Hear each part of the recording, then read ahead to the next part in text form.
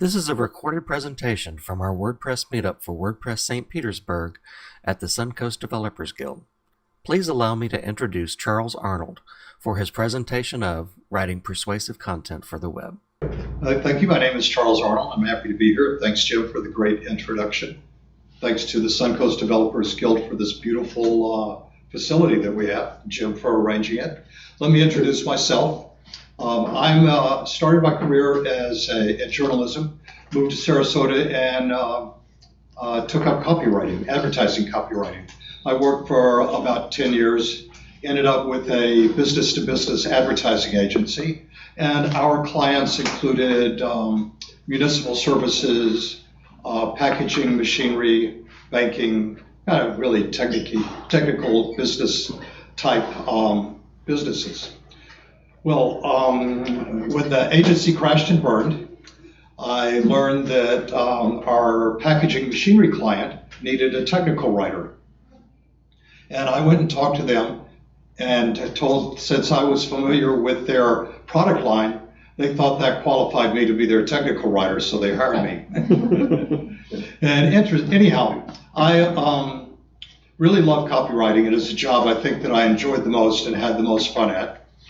Technical writing was a lot more, and technical writers write only three things, as a matter of fact. They write procedures, definitions, and descriptions.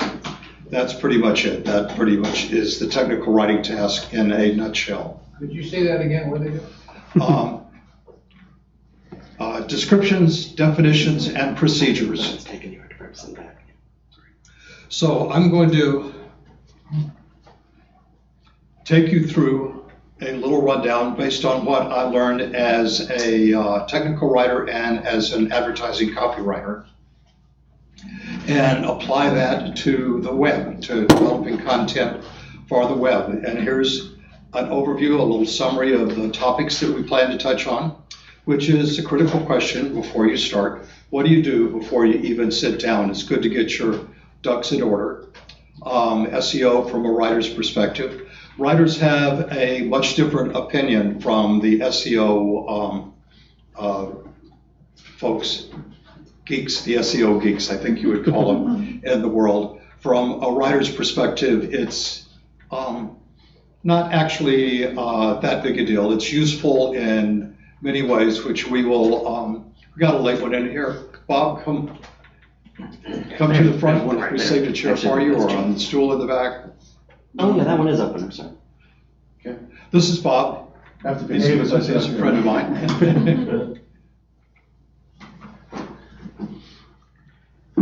Okay, then we'll use the information we learned from the questions and from SEO to develop ideas and topics that we can use to populate our website with. We'll learn the tactics for persuasive content, learn how to format your copy so it's easy to consume, and then I will go through a formula.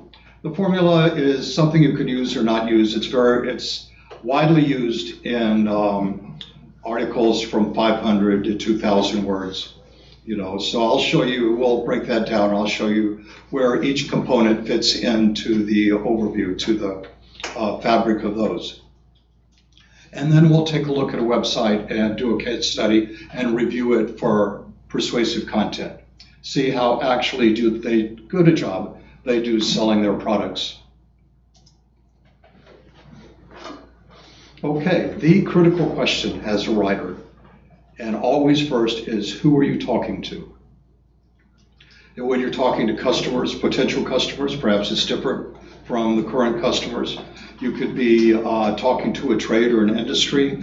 You could be just publishing trade and education and information for your audience. Or you could just be writing for general readers and web browsers.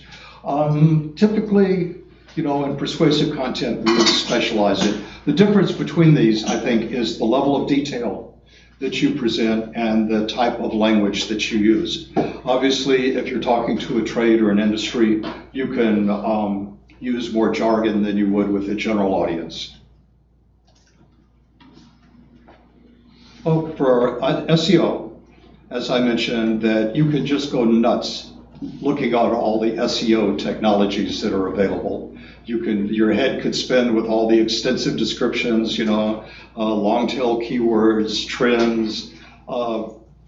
Let's see, what's the most hits, the number of hits this month, last month, projected for the coming months. All of that is a bit irrelevant if you're developing content, because you don't want to have to rewrite, republish things every month. So you get a perspective that will have some staying power.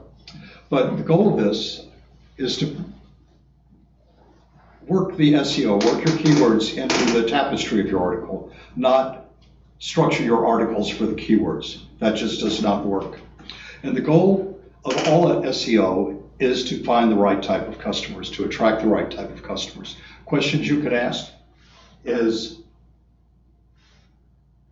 will people who search with these words, will they find relevant information on your site?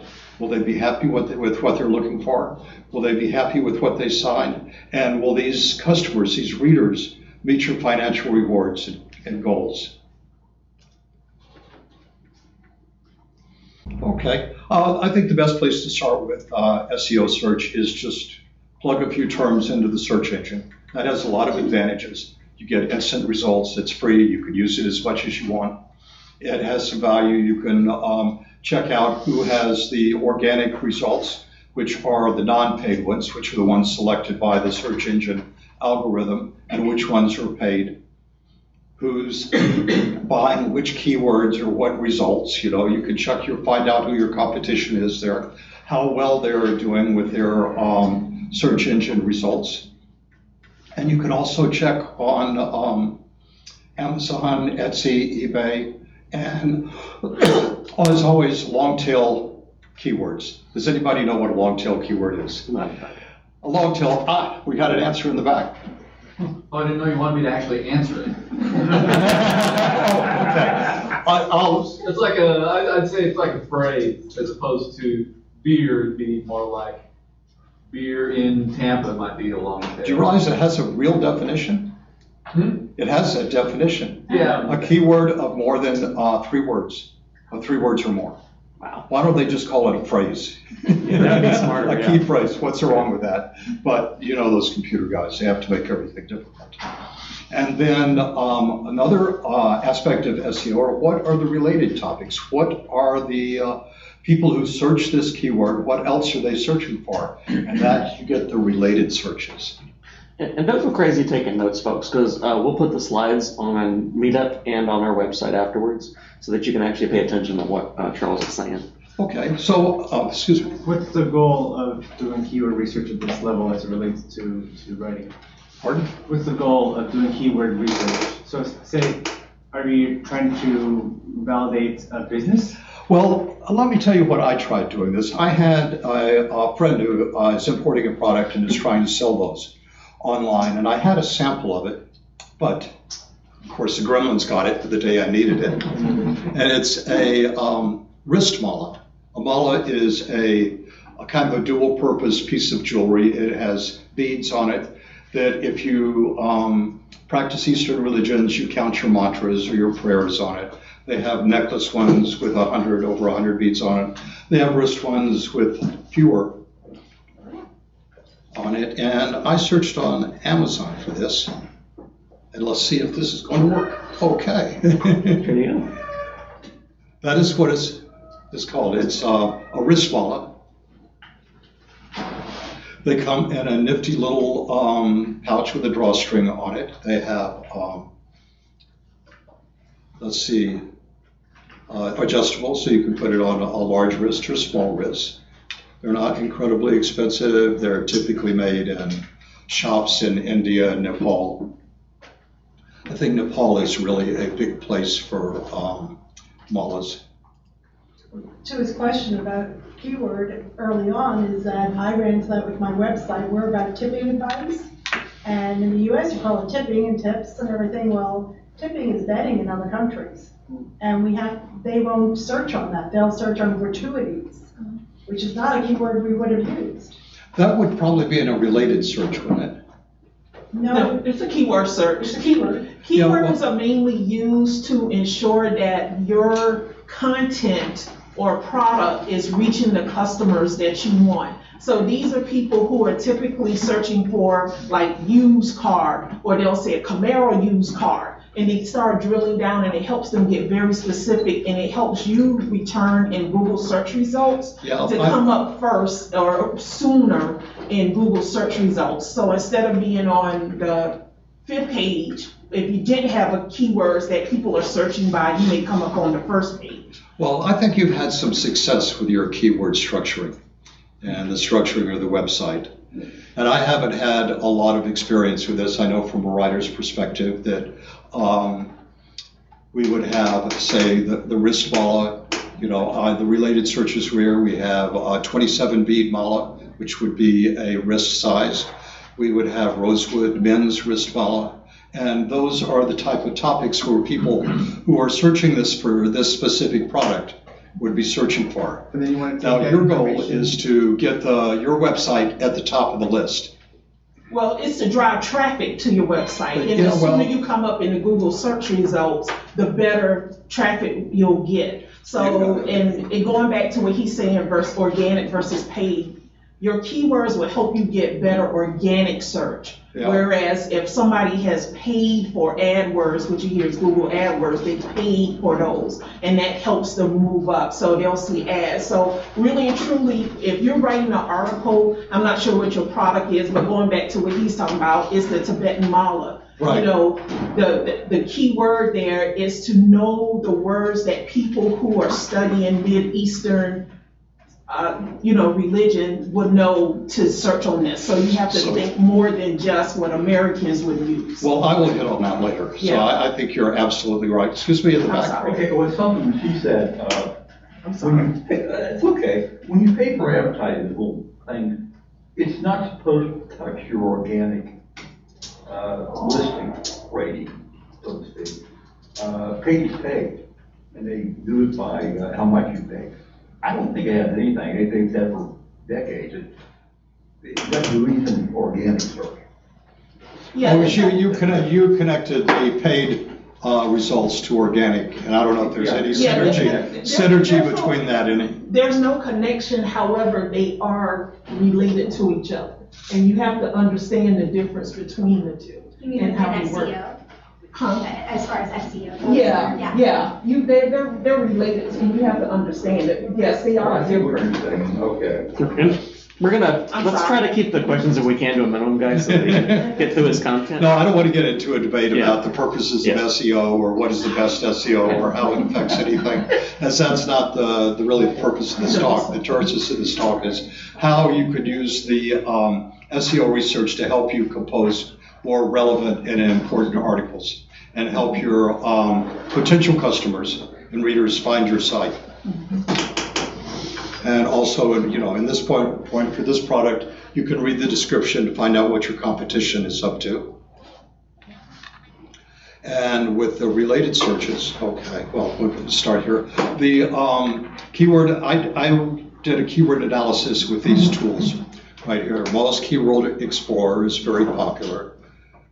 And all of these offer free trials or a certain number of uses each day without charge. So if you want to use those, for this particular keyword search, Buddhist malas, I did not exactly find that there was a lot of action on the web for this, but this is what the Moz keyword analysis looks like. And going back, Hoth is our local SEO company. The Hoth, is anybody familiar with them? Oh, okay. Well, they have on their website, they have an implementation of the Google keyword research, which returned this when I searched on Mala.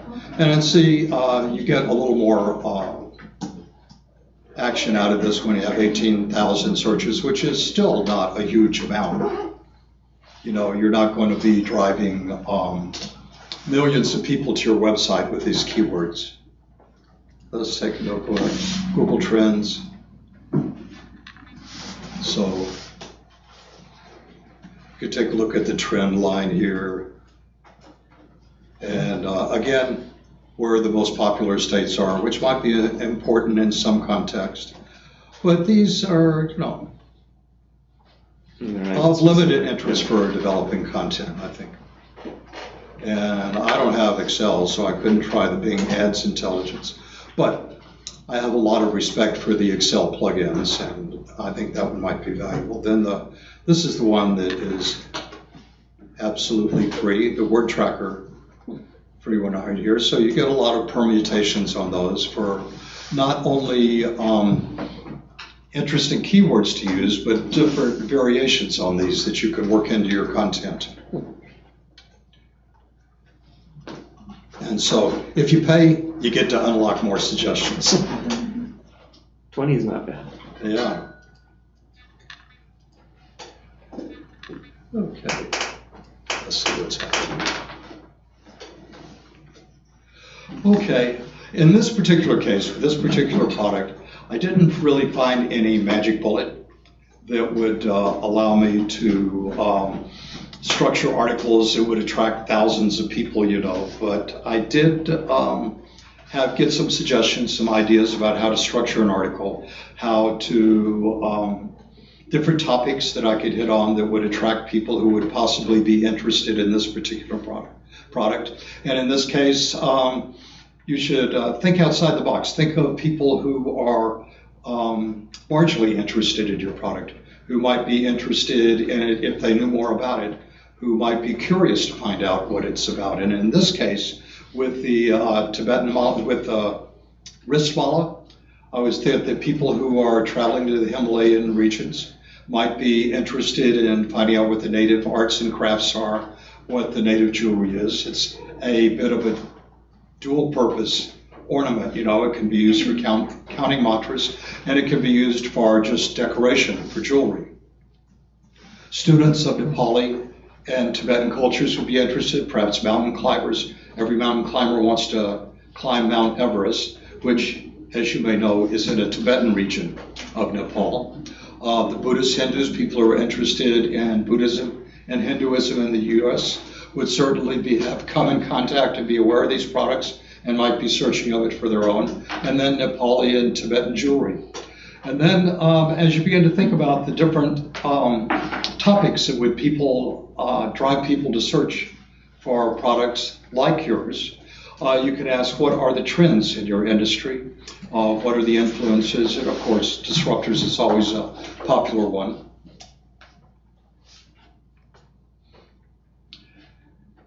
And then as you go on to this, you could try searching for related words: Nepal, trekking in Nepal, villages in Nepal, again, Tibetan and Nepali jewelry. And the warning here is if you get to playing around with these free tools, you're going to find some limitations very quickly. And I got the most success, learned more, I think, from just search engine searches. Find out what comes on top, how many returns are, what are the related searches, what companies are marginally related to your field, and capitalize on that knowledge.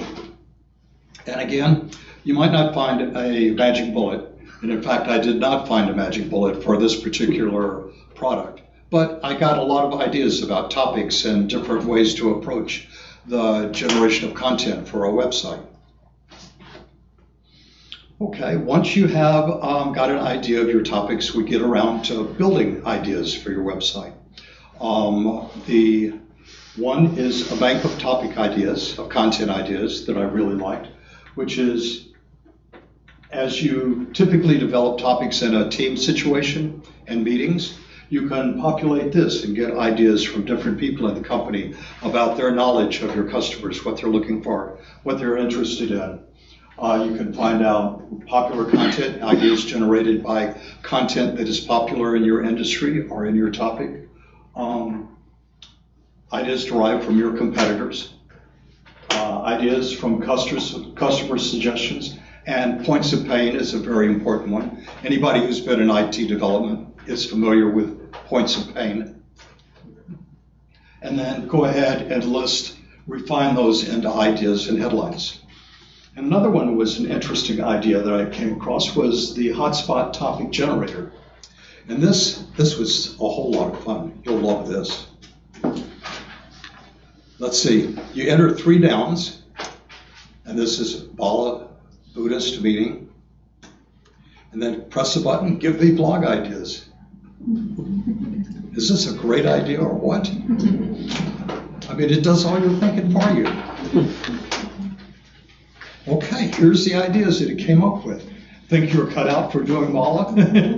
Take this quiz. The worst advice we've ever heard about Buddhists. That's something I've always wanted to know about. 15 best blogs to follow about meeting. You know, as you can see, this is really basically useless. But you get an idea of the algorithm that they're using. They take like popular headlines and plug your terms in for the nouns in the headline. Anyhow, I can see you didn't enjoy that as much as I did. I thought it was worth it. Oh, okay. So when we get through with our research there, I came up with these keywords for the 27-bead wrist wallet. And you may not realize it from looking at the picture, but it really does have 27 beads on it. You have to count the 2 at the end of the drawstring. Yes? So since you don't have an audience and your topic, why are you writing the article? Is it for the manufacturer of the bracelets? Well, in this case, it was an online retailer of this who has some serious competition. And it was more of a thought experiment than a practical, a practical deliverables for a client. But if I was delivering content, helping them to develop their e-commerce site, and there are e-commerce sites that sells these type of products, and I'll show you one in a minute, that these are the topics that people are searching for, the keywords they use. This is the topics that they are interested in, and obviously the site should use those same topics and those same keywords. Does that answer your question? It was a mind experiment, it sounds like. Okay, believe it or not, out of the research I got, where is Nepal is something that's very commonly researched. And I don't know, maybe they're all grade schoolers trying to complete a term paper, but I think there are probably some on there who may be genuinely interested in Nepal, the culture, the crafts, the history, yada yada. Another topic is 5 ways. Oh, they're made out of Rudraksha seeds, right here, which is kind of a curious little device, those little wrinkled beads. Wristmala can improve your meditation, people who are looking to learn about meditation and improve their meditation. And the beauty and power of Rudraksha mala bracelets. I think that if I was going to buy this product, I would be interested in finding out more about it. Those topics might appeal to me. Okay, one thing that I think the most, once we get into, we have our topics, we're getting into how to structure your product for maximum persuasive power. And does anybody here know what the essence of advertising is? The one word that summarizes everything that advertising and persuasive content is designed to convey. Buy. Pardon? Buy. Buy, purchase, buy. No, that's what they're trying to get you to do. I'll give you $100,000 if you know this. Does anybody know this? I'll give you $100,000. Awareness. For $100,000, I'll take it, yes. Oh, what's your vote? Value added. Oh, that's a good one. That's almost there. Hit. What? Sell. Brand. Okay. How many more?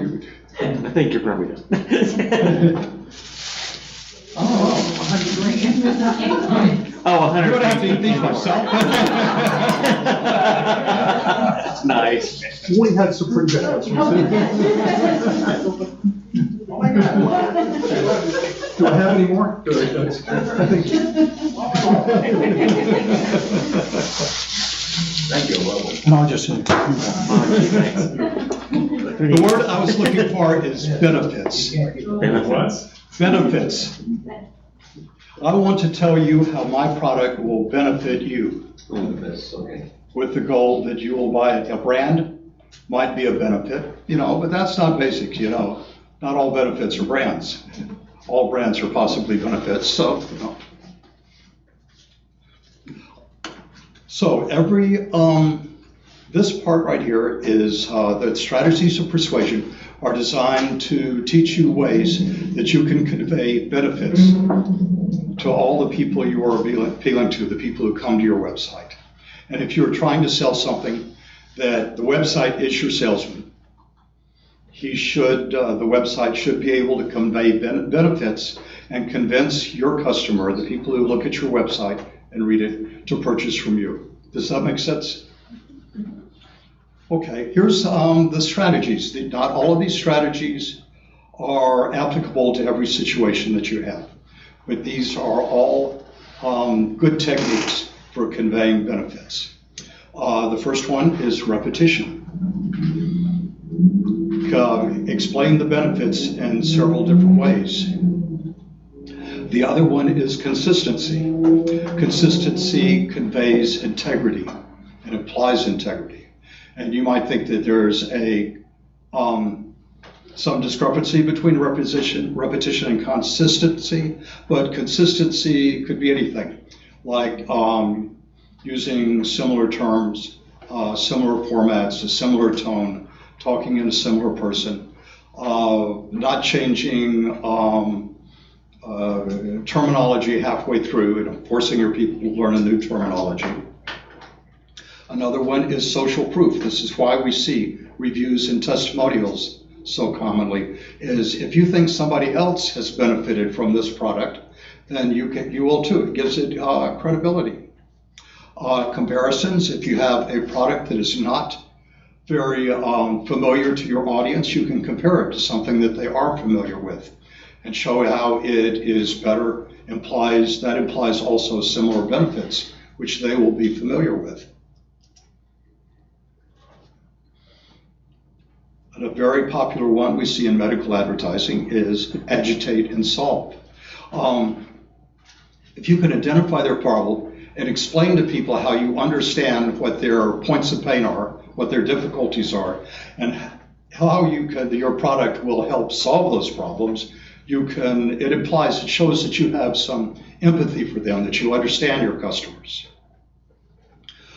Prognosticate, another, is you can predict all the exciting things that will happen once your prospect buys your product. Extend an invitation, this is also a very popular one. Make the person feel like they're part of an exclusive group and extend them an exclusive invitation.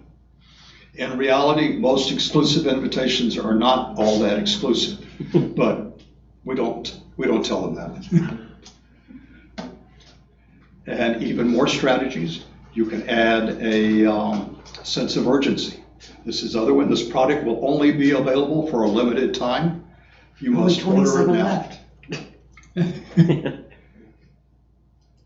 And there was an interesting application of this.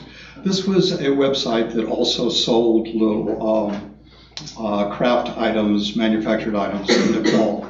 And what they ask you to do is sign up for their newsletter.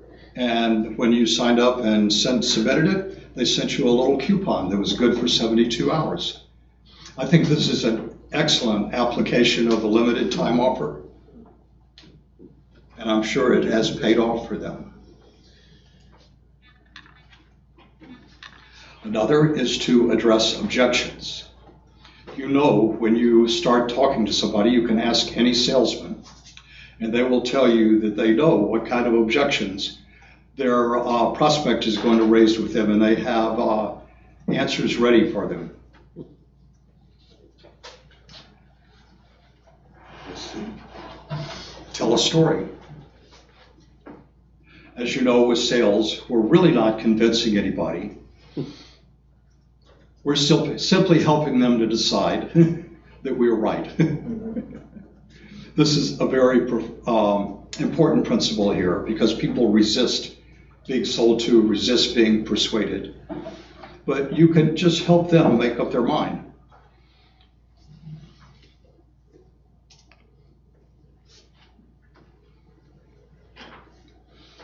So as you develop your articles, you can work those in, keep them in mind. You can structure an article to hit actually one of those strategies very heavily. You might be able to work in several of them. And now that you have your article, we need to lay it out, make it easy to consume. This is one thing we see very commonly is large blocks of gray type, which is very difficult, intimidating for people. Particularly, the populace doesn't have a real long attention span, make it interesting for them to start. Something that grabs them at the beginning, subheads that lead them through the article, different length paragraphs, maybe no more than 3 or 4 sentences per paragraph. Leave some space between the paragraph. Use short sentences, don't ramble on, a sentence should be, a subject, verb, and an object. Remember, the nouns are your bones, verbs are your muscle, and adverbs and adjectives are the fat. So go back through it, cut the fat. Can you repeat that again? What was that? Pardon? That was really useful. That little diagram. What? Which diagram? The nouns are the bones. The analogy with adverbs. Yeah. Adverbs, okay. Yeah. Nouns are the verbs. Fat. Okay, yeah, okay. Nouns are the bones. Verbs are the muscle. Adjectives and adverbs are the fat. Nice. And the job of an editor and a writer is cut the fat. Get to the point. Don't tell people what it's like. Don't tell people what it's sort of. Tell them what it is. Especially the adverbs, right? Exactly. And then use illustrations and information graphics. You can find some rules that say, put a graphic in every 300 words. I think you have a better feel for this once you're composing the article and you come to something that is illustrated, very easily illustrated, to help people through the article to get your point across. Use information graphics, means, captions, subheads, call-outs. All of those are techniques to help people get through the article, make the content more available to them and easier to consume.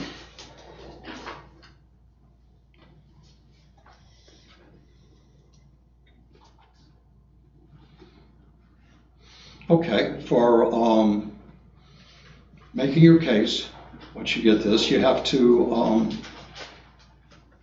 look at this, look at every article once you have finished it and ask yourself, does this make your case?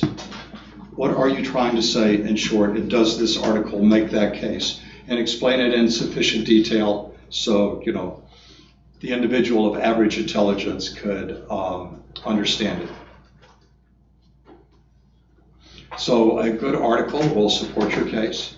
It demonstrates why people need your product. It gives them an incentive to buy, and it builds trust between your prospect and your company. So let's see. Let's take a look at this. This is a site that I found that sells products. We'll take a look at it more, but this one is designed to sell similar products like the mala. They have statues and other items from the shops in the Himalayas. And I think it's a very attractive one right here.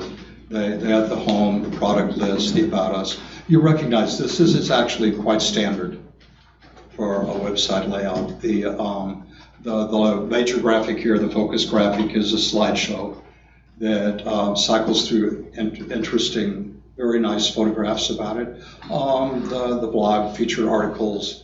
We'll take a look at the blog. The blog is where, in my opinion, where they should be doing the selling, where you should be interested to interest your people into looking at the blog, telling them about your products, giving them a reason to buy it, and where you can apply the principles of persuasion.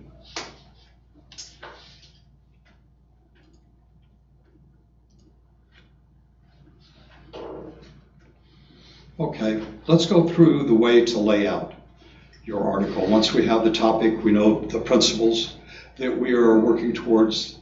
we have an opening. The classic structure is tell them what you're going to tell them, then tell them, and then tell them what you've told them.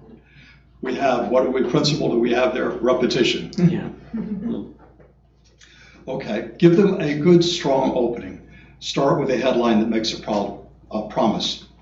Tell them something like, we're going to teach you something that is vital. You could use this product to improve your life in 5 different ways. Who could resist that? Use a short first sentence. Introduce your topic and your theme in the first paragraph, the first couple of paragraphs. If you can, include a personal anecdote. We see this very common, like, people who were, remember when they had a friend who was lost and now they're found and they owe it all to this specific product, and we're going to tell you what the benefits they got from it and how it changed their life, yada, yada. Again, a story. It's not to persuade people, it's just to help them make up their mind, convince them that you are right. And again, talk directly to your reader. The most precious word that a writer can use and a copywriter can use is you. This is for you. I have something that it will be good for you. It's for you. We know what you're like. We know what you like, and you've come to the right place for it.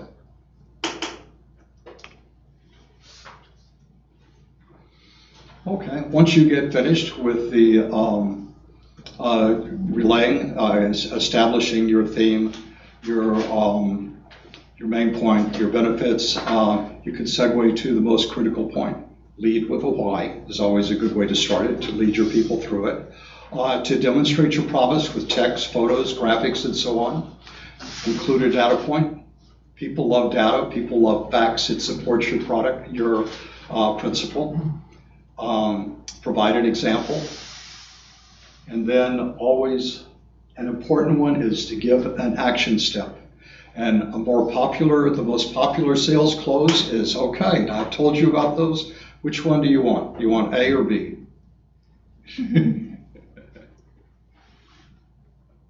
You can ask any salesman how effective that is.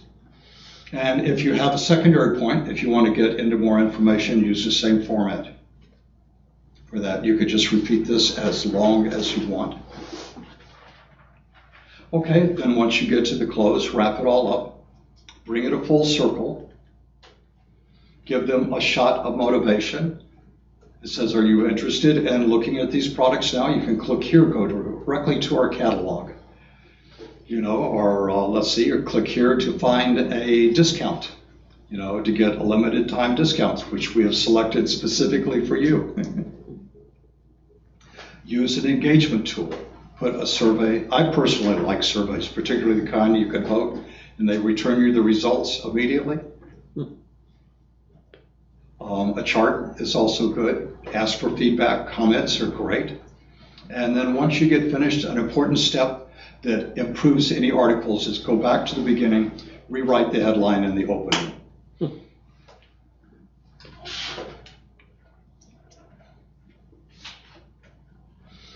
Okay, in conclusion, these are what you're trying to convey, the 6 points of persuasion. Likability. You want your customers to like it. People do not buy from people they don't like. You want to be credible. You want to appear as a credible source of this. You have customers, you have reviews, you have facts, you have pictures. You know what you're talking about.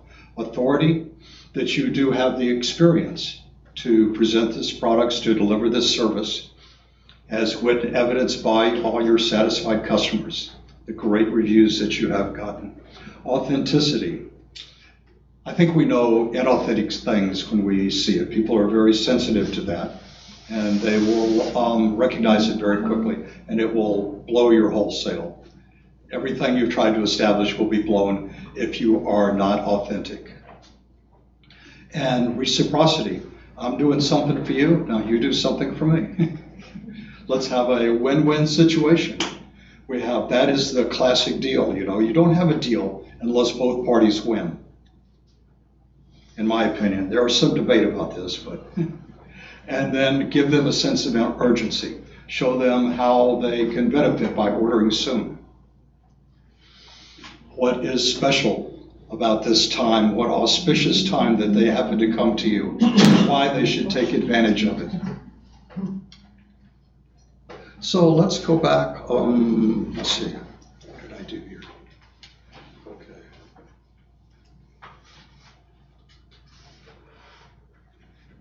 Let's go to iMart Nepal and take a look at another website that sells similar products to ours.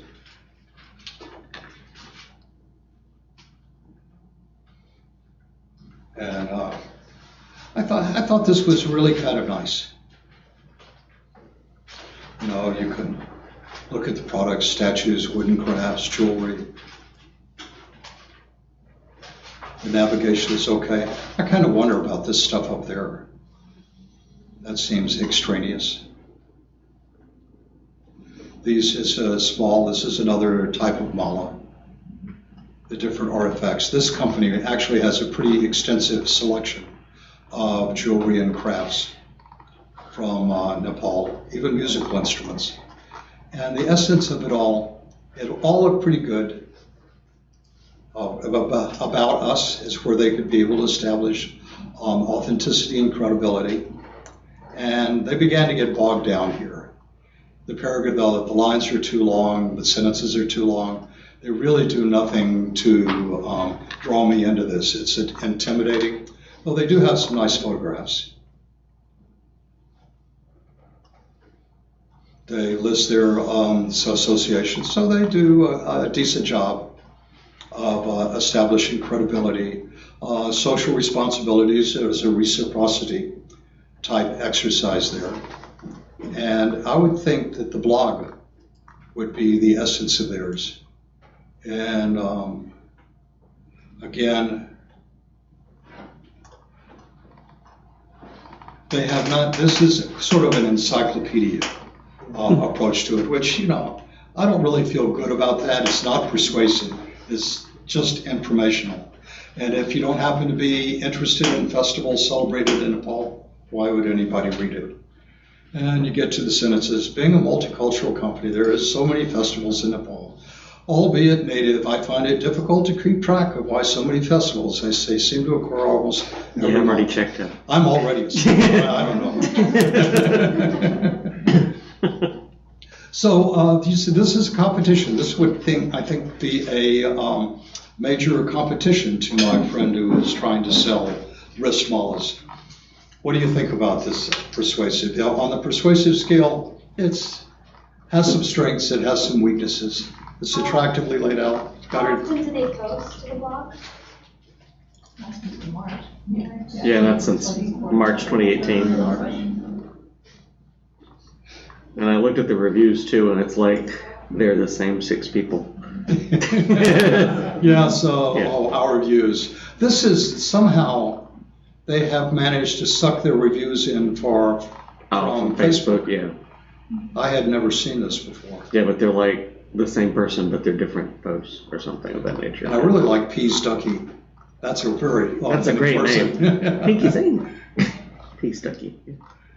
Pease Ducky's just went wild on this. And then Pinky Sing, another cute name. Yeah. Some of these names, they don't sound really authentic to me.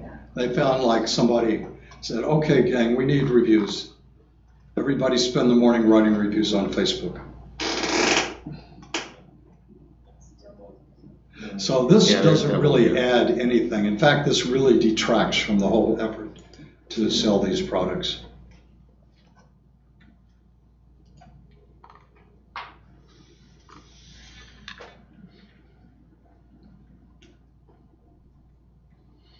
So now everybody knows how to write persuasive content, how to find your topics, how to structure your topics, how to be persuasive, and remember Zig Ziglar's attitude. Does anybody know who Zig Ziglar is here? Okay.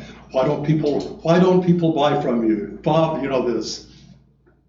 Why don't they buy from you? Why don't they buy from you?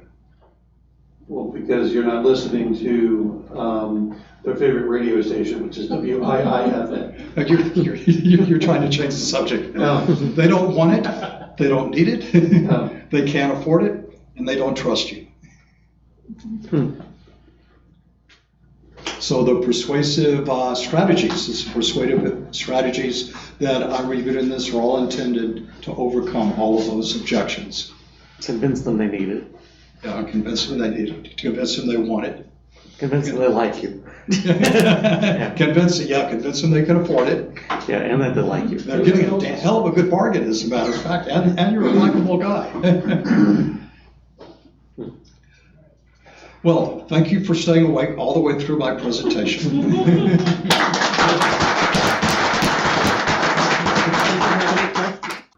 You have just watched a recorded presentation from our WordPress St. Petersburg Meetup.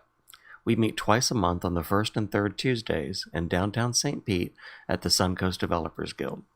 If you've enjoyed this presentation and found it useful, please give it a thumbs up on YouTube and be sure to subscribe to our channel and click the notification bell to be notified when new videos are added.